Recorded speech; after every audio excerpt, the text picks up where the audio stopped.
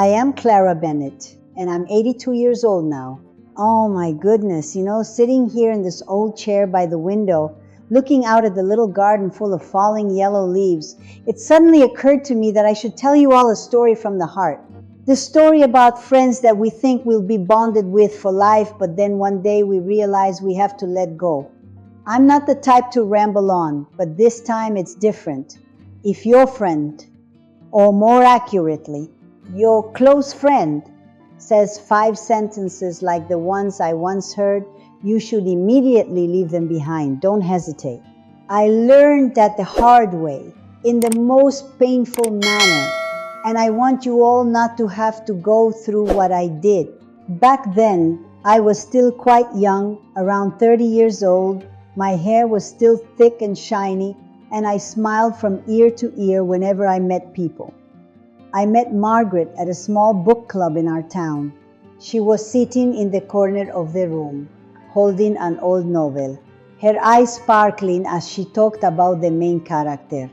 We chatted the whole session, laughing so loudly that the hostess had to gently remind us. From then on, our friendship began. Margaret and I were similar in many ways. Both of us loved growing roses, loved taking walks in the park early in the morning when the dew was still on the leaves, and loved telling silly jokes to chase away the fatigue after a day's work. I remember clearly the first time we baked cookies together in her kitchen. Flour flew everywhere, the oven made cracking sounds, and we laughed our heads off because the cookies burned. "Clara, you're my best friend now," Margaret said, hugging me tight. At that moment, I thought, oh, how lucky I was to have a friend like that for life. The years after that flew by in a flash. We went through so many seasons together.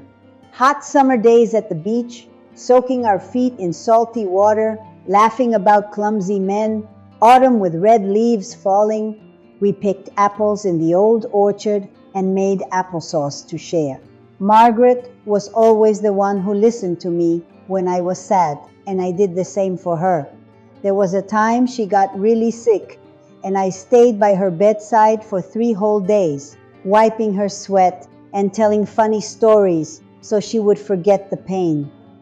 "Without you, I don't know how I'd live," she whispered. I was so proud because real friendship is like that, isn't it, folks? We didn't need big promises. Just being there for each other was enough. I often thought this was the greatest gift life had given me. Then time changed everything, as it always does. We grew older, our hair turned gray, our joints creaked with every step. Margaret started having health problems. Her knees hurt, and she had to use a cane. I still tried to stay fit, doing gentle yoga at the community center, planting a few more flower pots. She would call me over to her house, but her voice grew more and more irritable. "Clara, you're still so healthy, huh? Lucky you," she said, but her eyes weren't happy. I tried to comfort her, bringing homemade bread, but a strange feeling started creeping in. One time we were sitting drinking tea when Margaret suddenly dropped the first sentence that startled me. "Clara, you're old now. Stop trying to do childish things." I smiled weakly, thinking she was joking. But deep down, it bothered me. What do you mean old means you have to sit still? I still wanted to live, still wanted to laugh. I tried to let it go, I figured everyone gets cranky sometimes because of age. I told Margaret about the long walk I had just done with the senior group, hoping she would get excited. But she just shook her head, her voice shrill. "I'm tired of always having to listen to your old stories." That second sentence landed like a stone in a calm pond. I stayed quiet for a moment, my heart beating fast. Old stories? The memories we had shared for so many years were now considered outdated.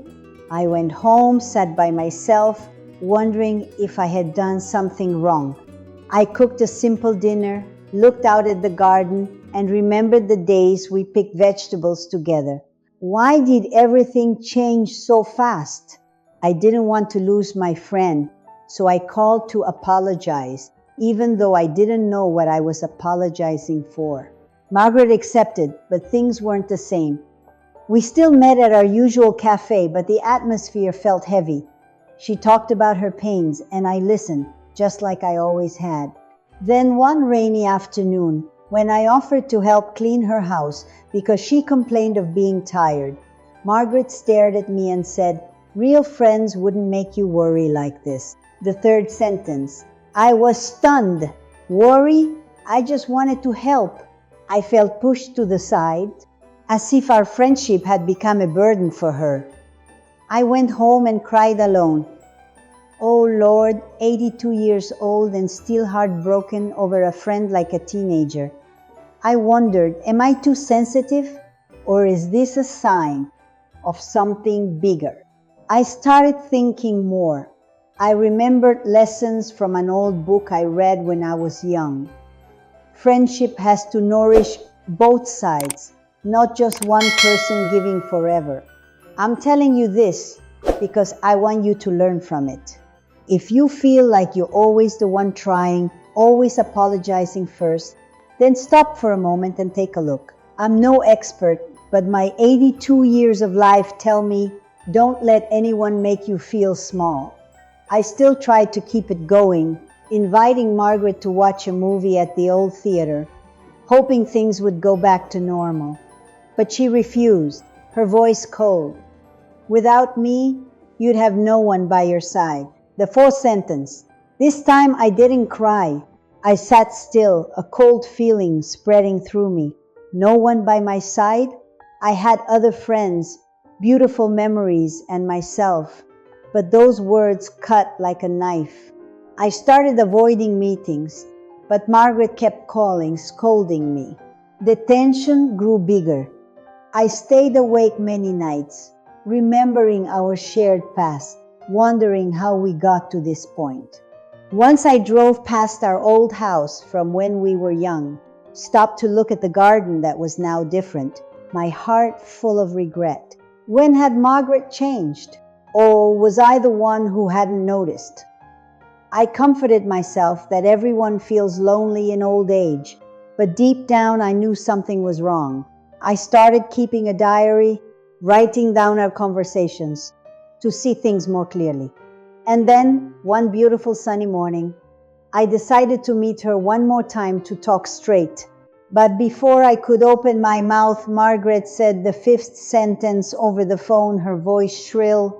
You should be grateful that I still make time for you, even though you bring nothing. That was the last straw. I gripped the phone tight, my heart pounding. Grateful? After all the years I had been there for her? I didn't cut ties right then, folks. I still hesitated, because an old friendship is like an ancient tree, hard to chop down with one swing. I sat thinking about everything, the times we laughed, the tears we shared, but those 5 sentences kept echoing in my head like warning bells.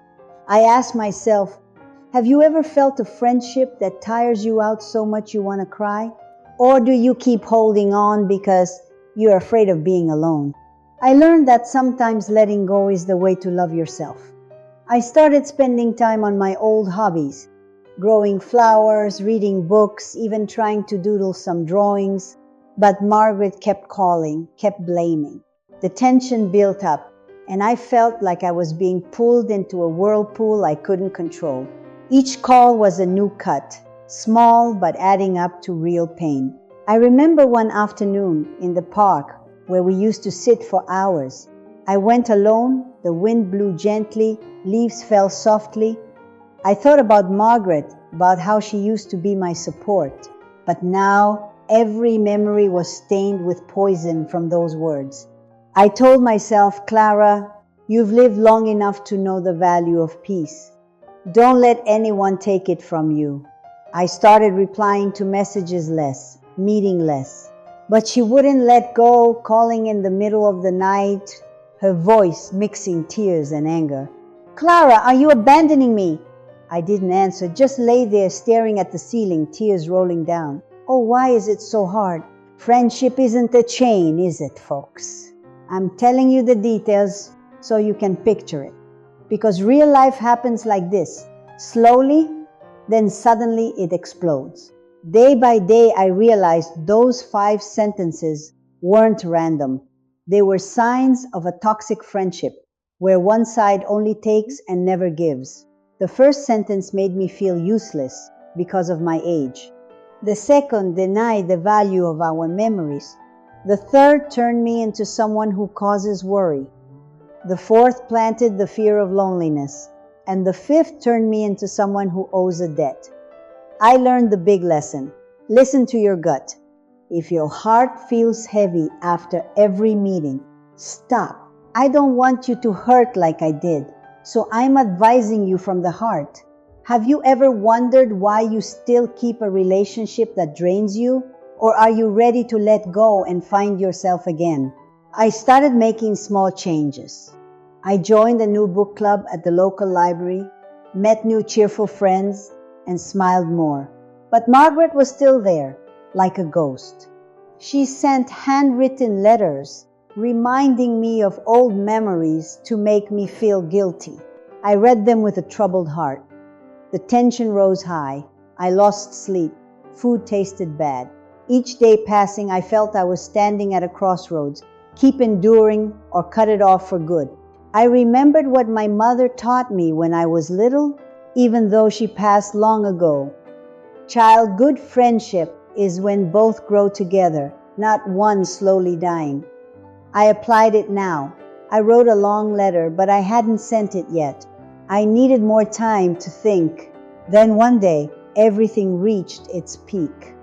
Margaret called, her voice shriller than ever, repeating all 5 sentences in one long rant.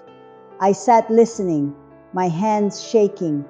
At that moment, I knew I couldn't continue, but the big decision wasn't made yet. I hung up, sat there, stunned. My heart ached, but it also felt a little lighter. I looked out the window, saw sunlight through the leaves, and wondered what the future would be like. My story is still going on, folks, and I will tell you the rest later. But for now, think about yourself. Are you keeping a friend who makes you feel like you have to be grateful in that way? Think about it. I sat there for a long time, still gripping the phone, my eyes on the window where golden sunlight was slipping through the old green leaves. My heart was pounding, not from anger anymore, but from something strange. Like after years of being dragged along, I finally stood up. Margaret had repeated all 5 sentences in one breath, her voice shrill through the receiver, and I just stayed silent. No crying, no arguing, just hung up. Oh Lord, 82 years old, and I still felt like a 15-year-old kid being bullied on the school playground. But this time was different. This time I knew what I had to do. I stood up, my legs a little shaky from sitting so long, but I went to my old writing desk, took out paper and pen. My hands trembled as I wrote a short note. Margaret, we need to meet. Tomorrow, our old cafe, 10 o'clock in the morning, don't refuse. I didn't write anything else, no apology, no explanation, just that. I put the note in an envelope, stamped it, and walked to the post office that same afternoon, even though the chilly autumn wind made my knees creak. On the way, I thought about all the years we had been together, those picnics by the little lake outside town, where we sat laughing until we cried because the sandwiches were covered in ants. Or those winter evenings, the two of us wrapped in an old blanket watching black and white movies, playfully arguing about which character was better. Those memories were still beautiful, but now they were covered in a layer of poison. Those 5 sentences had turned everything into a burden. That night I didn't sleep well. I lay thinking about the life lessons I had learned. You know, I'm no philosopher, but my 82 years of surviving all kinds of troubles, losing my husband, my kids growing up and flying away, taught me that friendship is like the trees in the garden. It needs water from both sides, needs pruning of the dead branches. If one side only takes and the other only gives, the tree will slowly die. I ask myself, have you ever let a relationship make you feel like a burden, even though you gave everything? I did, and I don't want you to make the same mistake. The next morning, I put on my favorite warm blue sweater, brushed my silver hair neatly, and drove to the cafe. The cafe was the same, the smell of fresh baked bread wafting out, the doorbell jingling as I stepped in. Margaret was already sitting there, her face gaunt, eyes red and swollen. She looked at me, her voice a little shaky. "Clara, you really came? I thought you had abandoned me." I sat down, ordered a hot cup of tea, then looked straight into her eyes. No beating around the bush anymore. "Margaret, I came here to talk one last time. Those 5 sentences you said to me lately weren't jokes. They hurt me. They made me feel useless, outdated, and in debt. I have been by your side for so many years, through sickness, through joy and sorrow, but now you've turned me into a beggar for friendship." She opened her mouth to argue, but I raised my hand to stop her. My voice was calm, even though my heart was in turmoil. First sentence, "You're old now. Stop trying to do childish things." Second, "I'm tired of listening to your old stories." Third, "Real friends wouldn't make you worry like this." Fourth, "Without me, you'd have no one." And fifth, "You should be grateful that I still make time for you." What do you think those words do for our friendship? They only make me want to run away. Margaret sat still, her hand gripping the coffee cup until her knuckles turned white. Then she exploded, her voice shrill like always. "Clara, you're so selfish. I'm suffering. My knees torture me every day. And you're still running around like a 20-year-old. I need you to listen, not to teach me how to live." I listened to her, but this time I didn't bow my head, no apology. I felt a strange strength rising in my chest. The strength of someone who has lived long enough to know her own worth. "Margaret, I'm not selfish. I just want to live the rest of my life without carrying the weight of guilt. Friendship isn't one side always having to be grateful. Isn't one side always having to endure. If that's the way you need me, then we're no longer friends." That was the climax moment, folks. I spoke those words, and the world around me seemed to stop spinning. Margaret looked at me, eyes wide, then she cried. Not tears of sorrow, but tears of anger. "You'll regret this, Clara Bennett. You'll be lonely until you die." I stood up, put money on the table, and walked out the door. I didn't look back.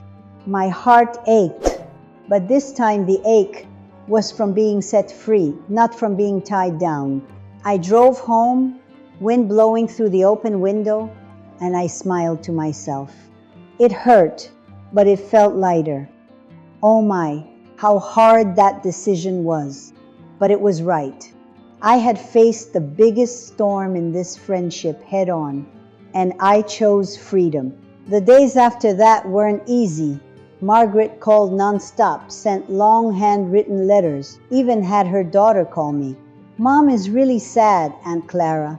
I politely refused, explaining briefly that we had parted in our own way. I didn't curse, didn't yell. I was just tired. I sat alone in the garden, looking at the roses I planted last year, still blooming bright red, and told myself, "Clara, you did the right thing. Life isn't about holding tight to things that are slowly killing you." I started changing. I joined a painting class at the community center, where there were other 80-year-old ladies like me, laughing the whole time about our messy drawings. We didn't demand much from each other, just painted colors together and told fun stories. I felt 10 years younger. I also spent time rereading old books, the ones Margaret used to call outdated. Now they became wonderful companions. Some mornings I woke up early, made coffee, sat on the porch watching the sunrise, and thought about the biggest lesson: don't wait until it's too late to let go. If a friendship makes you doubt your own worth, stop right away. I'm telling you this because I want you to learn. Life is short, folks. My 82 years taught me that real loneliness isn't having no friends, but being with people who make you lose yourself. I started calling my daughter more often, even though she's busy in the big city. She laughed when she heard my old stories, and I laughed along. No more heavy burden. Time passed, and Margaret gradually went quiet. I heard from neighbors that she found a new group of friends at the card club. I wished her luck, truly. No hatred, just letting go. I changed a lot. I no longer feared being alone. Instead, I feared being chained by toxic words. I planted more flowers, learned new recipes, even tried gentle dancing in the senior exercise class. Every step reminded me, you're still alive, Clara. You're still valuable. And, if I could do it at this age, you who are younger can definitely do it too. Take a look at your own friendships. Is letting go of a toxic relationship a failure, or is it a gift you give yourself? I often sit writing in my diary in the evenings, noting down those feelings. Some days I smile, remembering a beautiful memory with Margaret. Other days I sigh with regret. But the regret doesn't pull me back. It just reminds me to cherish the present. One light, rainy afternoon, I walked alone in the familiar park. Yellow leaves fell, the wind was cool. I sat on the old stone bench where we used to sit for hours, and I didn't cry. I smiled. I had answered the biggest question: what is true friendship? It's when both fly high together, not one pulling the other down. I felt lighter than ever. My story ends here, but life goes on. I'm still Clara Bennett, 82 years old, but now I'm stronger. I learned that letting go isn't weakness, it's courage. If those 5 sentences ever echo in your life, whether from a close friend or anything similar, leave immediately. Don't wait like I did. Choose yourself first. Do you dare look in the mirror and ask, am I keeping this relationship out of love, or just because I'm afraid of change?